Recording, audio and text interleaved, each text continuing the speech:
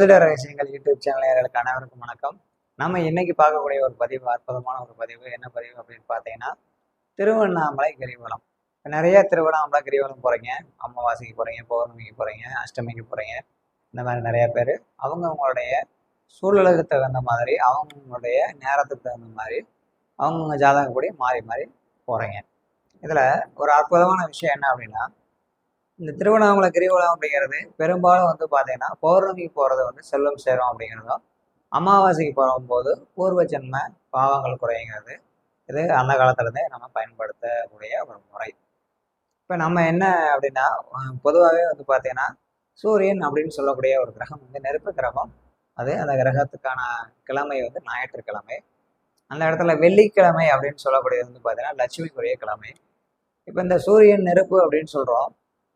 இந்த ஞாயிற்றுக்கிழமையில உங்களுடைய பூர்வ ஜென்ம கர்மாவை மட்டும் இல்லாமல், அதாவது தீராத நோய் உள்ளவங்க, நம்ம நாள் பார்த்தீங்கன்னா தீராத நோய் இருக்குது அப்படின்னு சொல்லுவாங்க.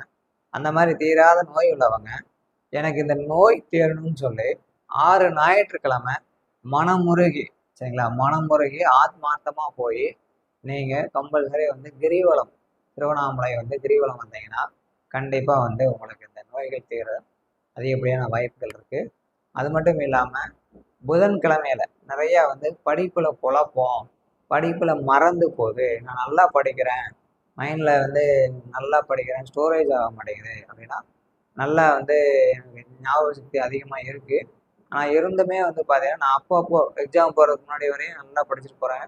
வீட்டில் எக்ஸாம் காலம் போகணுன்னே இல்லை கிளாஸ் ரூம் போனோன்னே மறந்துடுது, ஞாபகம் வர மாட்டேங்குது, அந்த நினைவுத்திறன் மற்ற இடத்துல மற்ற விஷயம்லாம் நிறைய இருக்குது, படிக்கிறது மட்டும் மறந்து போகுது அப்படிங்கிறவங்க புதன்கிழமையில கிரிவலம் போயிட்டு வாங்க. திருவண்ணாமலை புதன்கிழமை கிரிவலம் சென்று வந்தால் ஞாபக சக்தி அதிகரிக்கும். ஞாயிற்றுக்கிழமைகள் கிரிவலம் வந்தீங்கன்னா கண்டிப்பாக அந்த திருவண்ணாமலை கிரிவலம் போய் வரவங்களுக்கு தீராத நோய்கள் தீரும். இது இன்னும் இது போன்ற நிறைய தகவல்கள் அடுத்தடுத்த பதிவுகளை சொல்கிறேன். நீங்கள் தாராளமாக நீங்கள் திருவண்ணாமலை போயிட்டு வாங்க. திருவண்ணாமலை போயிட்டு வரதே உங்களுடைய கர்மாவை குறைக்கும். இதை தாண்டி இன்னும் நிறைய விஷயங்கள் அடுத்தடுத்த பதிவுகளை பார்ப்போம். இந்த ஆகஸ்ட் 9ஆம் தேதி ஒரு அற்புதமான மருத்துவ ஜோதிடம் ஒரு வகுப்பு இருக்குது. வகுப்பில் கலந்துக்கணும் விருப்பப்படுறவங்க ஸ்க்ரீனில் இந்த நம்பருக்கு கால் பண்ணுங்கள். மேலும் எதுவும் சந்தேகம் இருந்தால் ஸ்க்ரீனில் தெரிய நம்பருக்கு வாட்ஸ்அப் பண்ணுங்கள். நன்றி, வணக்கம்.